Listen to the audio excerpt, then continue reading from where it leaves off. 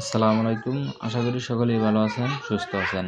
তো আমি আজকে আপনাদেরকে দেখাবো আলফান কোম্পানির 200 ওয়াট সোলার কনভার্টার। তো এই কনভার্টারটা হেভি লোড নিতে পারে, 200 ওয়াট পর্যন্ত লোড নিতে পারে। তো আমি এটা দেখলাম যে আসলে এর ভিতর কি আছে, খুলে দেখি।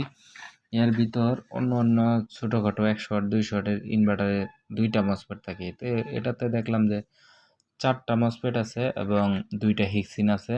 মোটামুটি এটাকে ঠান্ডা করার জন্য একটি প্রোগ্রামিং আইসি আছে, ডায়োড আছে। আর এটি বড় ধরনের, মানে 1000 ওয়াটের ইনভার্টারে যে ধরনের চপার থাকে, এই ছোট্ট 200 ওয়াট ইনভার্টারে এরকম একটি চপার আছে। তো এই ইনভার্টারটা আমি মনে করি অনায়াসে 200 ওয়াট লোড নেবে, তো কোনো রকম ইফেক্ট পড়বে না। আর এখানে ডাবল আউটপুট দেওয়া আছে, তো এখান থেকে ডাবল আউটপুট নেওয়া যাবে। আর এখানে 2টি তার দেওয়া আছে, 2টি কেবল দেওয়া আছে, পজিটিভ এবং নেগেটিভ সংযোগ দিয়ে সুইচটা অন করলেই ইনভার্টারটি রানিং হয়ে যাবে।